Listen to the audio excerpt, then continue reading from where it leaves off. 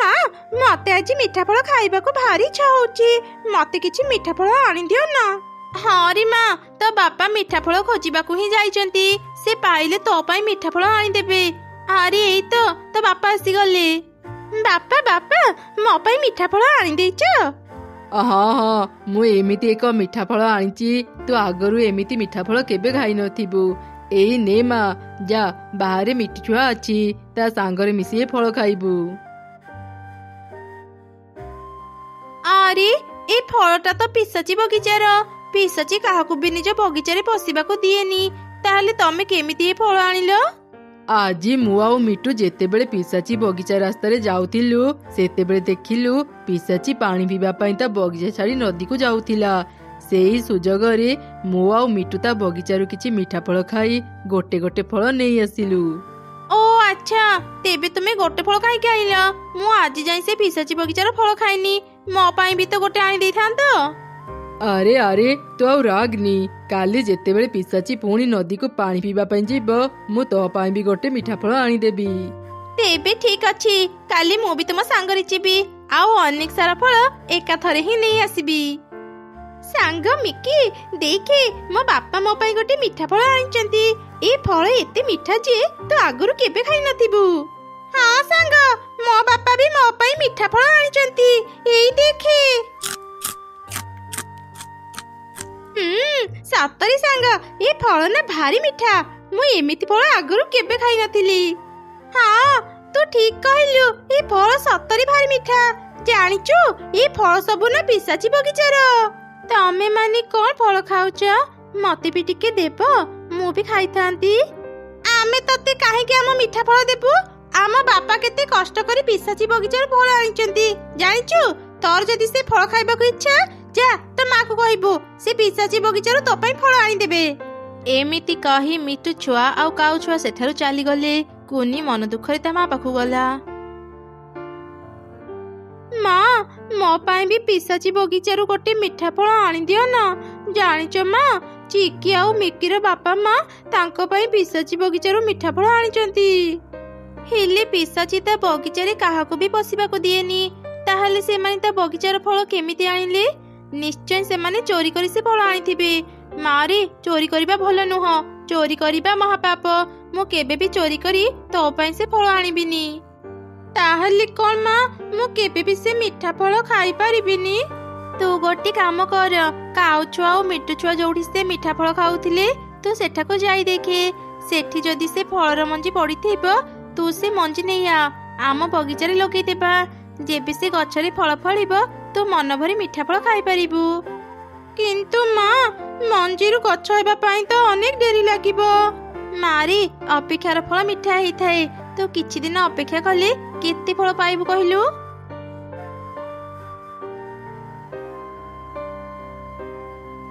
ଏଇ ତ, ଏଇଠି ଦୁଇଟା ମଞ୍ଜି ପଡିଛି। ମୁଁ ଏବେ ମଞ୍ଜି ନେଇ ଘରକୁ ଯାଏ। ଏମିତି କହି କୁନି ସେ ଦୁଇଟି ମଞ୍ଜି ଧରି ଘରକୁ ଗଲା। ମା ଚଢ଼େଇ ସେ ଦୁଇଟି ମଞ୍ଜିକୁ ପୋତି ଦେଲା। ସକାଳେ କୁନି ଦୁଇଟି ବଡ ବଡ ଗଛ ଦେଖି ତ ଆଶ୍ଚର୍ଯ୍ୟ ହେଇଗଲା। ଏ କଣ, ଗୋଟେ ରାତିରେ ହିଁ ମଞ୍ଜିରୁ ଗଛ ବାହାରି ଏତେ ବଡ ହେଇଗଲା?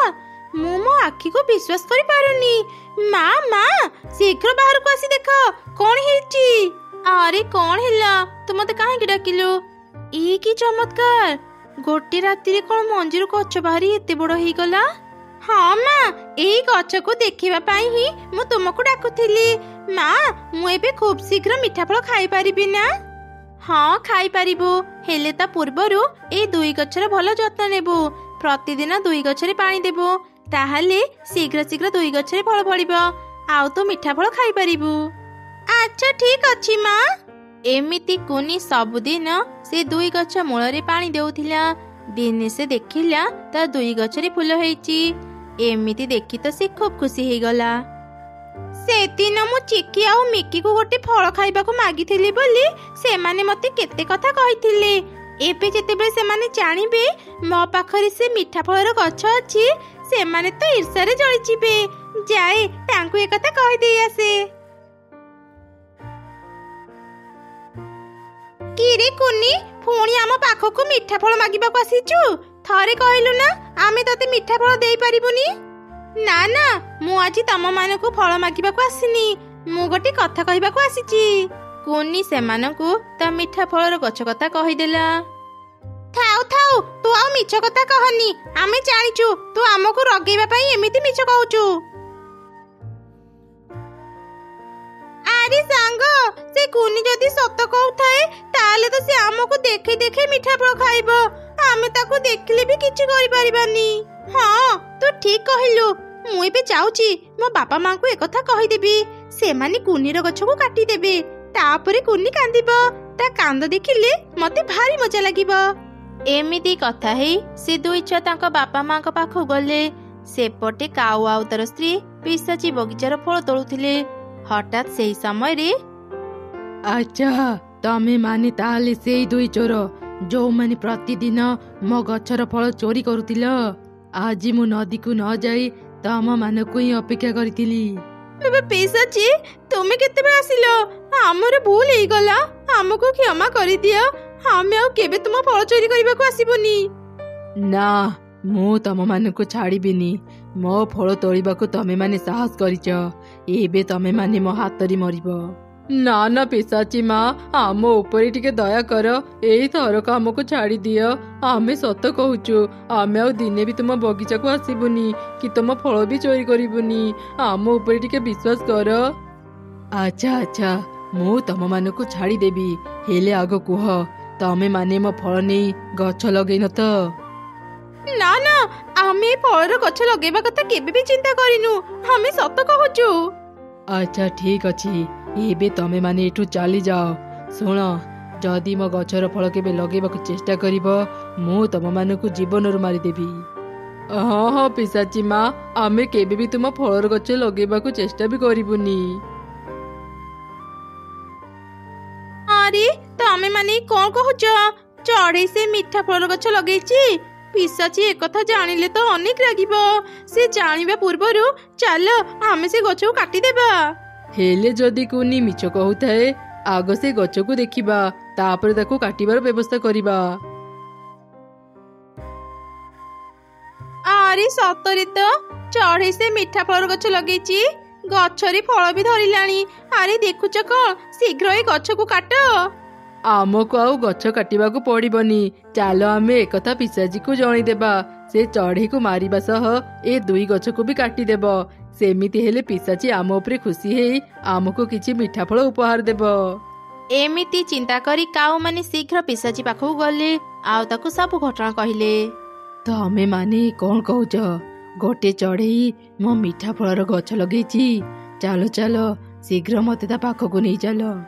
ତାପରେ ପିଶାଚୀ ସମସ୍ତଙ୍କ ସହ ଚଢେଇର ବଗିଚାକୁ ଗଲା। ପିଶାଚୀ ସଙ୍ଗେ ସଙ୍ଗେ ସେ ଗଛରୁ ଗୋଟେ ଫଳ ତୋଳି ଆଣି ଖାଇଦେଲା। ହଠାତ୍ ସେ ଏକ ସୁନ୍ଦରୀ ପରୀରେ ବଦଳି ଗଲା। ଆରେ ଆରେ, ତୁମେ ପରୀ କେମିତି ପାଲଟି ଗଲ? ସେ ଯାହା ବି ହଉ, ଏବେ ଚଢେଇକୁ ମାରି ଗଛ ଦୁଇଟାକୁ କାଟିଦିଅ। ଚୁପ୍ କର ଦୁଷ୍ଟ ପକ୍ଷୀ, ପକ୍ଷୀ ହେଇ ଆଉ ଗୋଟେ ପକ୍ଷୀର କ୍ଷତି କରିବାକୁ ଚାହୁଁଛୁ? ଏ କଣ, ତୁମେ ସମସ୍ତେ ମୋ ବଗିଚାରେ, ଆଉ ପରୀ ତୁମେ ବି ଏଠାକୁ ଆସିଛ? ପରୀ ଚଢେଇକୁ ସବୁ ଘଟଣା କହିଲା। ଧନ୍ୟବାଦ ଚଢେଇ, ଆଜି ତୋ ପାଇଁ ହିଁ ମୁଁ ମୋ ପୂର୍ବ ରୂପ ଫେରି ପାଇଲି। କିନ୍ତୁ ପରୀ, ତୁମକୁ କିଏ ଏମିତି ପିଶାଚୀ କରିଦେଇଥିଲା? ଗୋଟେ ଦୁଷ୍ଟ ପିଶାଚୀ ତା ବଗିଚାରେ ସେ ସବୁ ଫଳ ଗଛ ଲଗେଇଥିଲା, ଚଢେଇ ମାନଙ୍କୁ ତା ଫଳର ଲୋଭ ଦେଖେଇ ତାଙ୍କୁ ଖାଇବା ପାଇଁ। ମୁଁ ଯେମିତି ଏକଥା ଜାଣିଲି, ତାକୁ ମାରିବା ପାଇଁ ଚାଲି ଆସିଲି, ହେଲେ ସେ ଦୁଷ୍ଟ ପିଶାଚୀ ମରିବା ପୂର୍ବରୁ ମତେ ଏକ ଅଭିଶାପ ଦେଲା। ବଦମାସ ପରୀ, ତୁ ମତେ ମାରି ଦେଉଛୁ। ମୁଁ ତତେ ଅଭିଶାପ ଦେଉଛି, ମୁଁ ମଲା ପରି ତୁ ବି ମୋ ପରି ଗୋଟେ ପିଶାଚୀ ପାଲଟି ଯିବୁ, ଆଉ ଏ ବଗିଚାରେ ରହି ମୋ ଫଳ ଗଛ ଗୁଡାଙ୍କର ଦେଖାଶୁଣା କରିବୁ। ତୁ ସେ ଯାଇ ମୁକ୍ତି ପାଇବୁନି ଯେ ପର୍ଯ୍ୟନ୍ତ ଗୋଟେ ଭଲ ଚଢେଇ ମୋ ଫଳର ଗଛ ନ ଲଗେଇଛି। ତୁ ସେ ଚଢେଇ ବଗିଚା ଗଛର ଫଳ ଖାଇଲେ ଯାଇ ନିଜ ପୂର୍ବ ରୂପ ଫେରି ପାଇବୁ। ଏମିତି କହି ସେ ଦୁଷ୍ଟ ପିଶାଚୀ ମରିଗଲା। ସେ ମରିବା ପରେ ମୁଁ ପିଶାଚୀ ପାଲଟି ଗଲି, ଆଉ ସେ ବଗିଚାରେ ରହି ଫଳ ଗଛ ଗୁଡାଙ୍କର ଦେଖାଶୁଣା କରୁଥିଲି। ମୁଁ ଯେତେବେଳେ ଜାଣିଲି ଏ ପକ୍ଷୀ ଗୁଡା ମୋ ଫଳ ଚୋରି କରୁଛନ୍ତି, ମୁଁ ତାଙ୍କୁ ମନା କରିଥିଲି ମୋ ଫଳର ଗଛ ନ ଲଗେଇବା ପାଇଁ। ହେଲେ ପରେ ତୁମେ ଏମାନଙ୍କୁ ଗଛ କାହିଁକି ଲଗେଇବାକୁ ମନା କରିଥିଲ? କାହିଁକି ନା ଏମାନେ ଚୋର, ଏମାନେ ଦୁଷ୍ଟ ପକ୍ଷୀ। ଏମାନେ ଯଦି ଗଛ ଲଗେଇଥାନ୍ତି, ମୁଁ କେବେ ବି ପରୀ ହେଇପାରିନଥାନ୍ତି। ଆଚ୍ଛା ଚଢେଇ, ଏବେ ମୁଁ ଯାଉଛି। ଆଜିଠୁ ସେ ଫଳ ବଗିଚା ମୁଁ ତତେ ଦେଲି। ତୁ ଏବେ ସେ ବଗିଚାର ମାଲିକାଣୀ। ତୁ ଏବେ ସେ ଫଳ ଖାଇପାରିବୁ ଆଉ ବିକ୍ରି ବି କରିପାରିବୁ। ଆଉ ଯଦି କେବେ ଏ ଦୁଷ୍ଟ ପକ୍ଷୀମାନେ ତୋର କ୍ଷତି କରିବାକୁ ଚାହିଁବେ ମୁଁ ତାଙ୍କୁ ଉଚିତ ଶାସ୍ତି ଦେବି। ଚଢ଼େଇ ଆମକୁ କ୍ଷମା କରିଦେ। ଆମେ ଆଉ କେବେ ବି ତୋର କ୍ଷତି କରିବାକୁ ଚାହିଁବୁନି। ଦୟାକରି ଆମ କଥା ପରୀକୁ କହିବୁନି।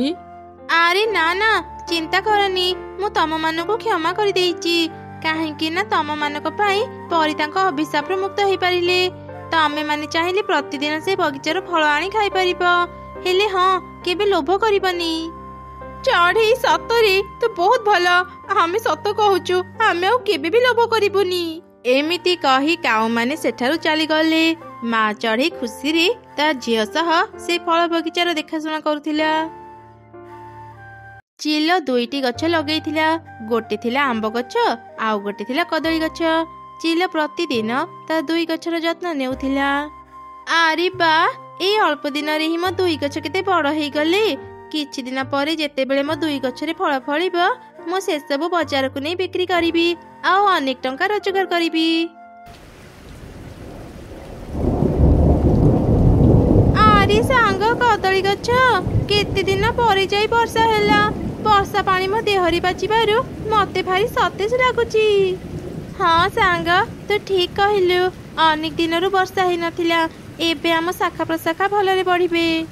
ଆମ୍ବ ଗଛ ଆଉ କଦଳୀ ଗଛ ପାଖାପାଖି ଥିବାରୁ ସେ 2 ଜଣ ଖୁବ୍ ଭଲ ସାଙ୍ଗ ଥିଲେ। ସେମାନେ ଯେତେବେଳେ କଥା ହେଉଥିଲେ 2ଟି ଚଢ଼େଇ ସେଠାକୁ ଆସିଲେ। ଏବେ ଆମେ କୋଉଠି ରହିବା? ଏଇ ବର୍ଷାରେ ଆମ ଘର ଭାଙ୍ଗିଗଲା। ମୁଁ ଆଗରୁ କହୁଥିଲି ଘର ମରାମତି କରିବା ପାଇଁ, ହେଲେ ତୁମେ ମୋ କଥା ଶୁଣିଲନି। କିଛି ଦିନ ପରେ ମୁଁ ଘର ମରାମତି କରି ନେଇଥାନ୍ତି, ହେଲେ ଅଚାନକ କେମିତି ବର୍ଷା ହେବ କିଏ ଜାଣିଥିଲା। ତମେ ମାନେ ମନ ଦୁଃଖ କରନି। ବର୍ଷା ଛାଡ଼ିଲେ ମୋଠୁ କିଛି ଡାଳ ଆଉ ମୋ ସାଙ୍ଗ କଦଳୀ ଗଛରୁ କିଛି ପତ୍ର ନେଇ ନିଜ ପାଇଁ ଏକ ଘର ତିଆରି କରିନେବ। ତୁମେ ସତ କହୁଛ ଆମ୍ବ ଗଛ? ତୁମେ ଆମକୁ ଡାଳ ଆଉ କଦଳୀ ଗଛ ଆମକୁ ପତ୍ର ଦେବ? ହଁ, ଆମେ ସତ କହୁଛୁ। ବର୍ଷା ଛାଡ଼ିଯିବା ପରେ 2 ଚଢ଼େଇ ଡାଳ ପତ୍ର ନେଇ ନିଜ ପାଇଁ ଏକ ଘର ତିଆରି କଲେ। ଏମିତି ସେ 2 ଗଛ ଚଢ଼େଇ ମାନଙ୍କୁ ସାହାଯ୍ୟ କରୁଥିଲେ। କିଛି ଦିନ ପରେ 2 ଗଛରେ ଫଳ ଫଳିଲା। ସାଙ୍ଗ, ତୋ ଗଛରେ ଏ ବର୍ଷ ବହୁତ ଭଲ ଆମ୍ବ ଧରିଛି। ମାଲିକାଣୀ ଦେଖିଲେ ଖୁବ୍ ଖୁସି ହେଇଯିବେ। ଖାଲି ମୋ ପ୍ରଶଂସା କାହିଁକି କରୁଛୁ? ତୋ ଗଛରେ ବି ଭଲ ଫଳ ଫଳିଛି। ସେତେବେଳେ ଚିଲ ସେଠାକୁ ଆସିଲା ଆଉ ଆମ୍ବ ଗଛରେ ଏତେ ଫଳ ଦେଖି ତ ସେ ଖୁବ୍ ଖୁସି ହେଇଗଲା। ବାଃ, ମୋ ଆମ୍ବ ଗଛରେ କେତେ ଫଳ ଫଳିଛି। ଏବେ ମୁଁ ଆମ୍ବ ଗଛର ଆହୁରି ଭଲ ଯତ୍ନ ନେବି। ଯେତେ ଅଧିକ ଆମ୍ବ ଫଳିବ ମୁଁ ସେତେ ଅଧିକ ଲାଭ ପାଇବି। ଏମିତି ଚିଲ ପ୍ରତିଦିନ ଆମ୍ବ ଗଛର ଭଲ ଯତ୍ନ ନେଉଥିଲା। ସେ ସବୁବେଳେ ଆମ୍ବ ଗଛ ମୂଳରେ ହିଁ ପାଣି ଢାଳୁଥିଲା। ଦିନେ 2ଟି କାଉ ଆମ୍ବ ଗଛ ପାଖକୁ ଆସିଲେ। ମୁଁ ଏବେ ଦେଖି ଆସିଛି ଚିଲ ଦିଦି ଘରେ ନାହାନ୍ତି। ଚାଲେ ଏହି ସୁଯୋଗରେ ଆମେ ଆମ୍ବ ଖାଇ ଚାଲିଯିବା। ଆରେ ରହିଯାଅ, ମୋ ମାଲିକାଣୀ ନ ଆସିବା ଯାଏଁ ମୁଁ ତମମାନଙ୍କୁ ମୋ ଫଳ ନେବାକୁ ଦେବିନି। ଆରେ ଫଳ ରାଜା ଆମ୍ବ, ଏତେ ରାଗୁଛ କାହିଁକି? ଆମେ ତ କେବଳ ତୁମ ଫଳ ଚାଖିବାକୁ ଆସିଥିଲୁ। କଣ କହିଲ ତମେ ମାନେ? ମୁଁ ଫଳ ରାଜା? ଏକଥା କଣ ସତ? ହଁ, ଆମେ ସତ କହୁଛୁ। ଆମ୍ବ ବହୁତ ମିଠା ହେବା ଯୋଗୁଁ ସମସ୍ତେ ତାକୁ ଫଳର ରାଜା କୁହନ୍ତି। ସେଥିପାଇଁ ତ ଆମେ ତୁମ ଫଳ ଚାଖିବାକୁ ଆସିଥିଲୁ। ତୁମ ଆମ୍ବ ମିଠା କି ନୁହଁ ଆମେ ଜାଣିଥାନ୍ତୁ। ଓ ଏମିତି କଥା। ମୋ ଆମ୍ବ ବହୁତ ମିଠା। ନିଅ ନିଅ, ମୋଠୁ କିଛି ଆମ୍ବ ଖାଇ ଦେଖ।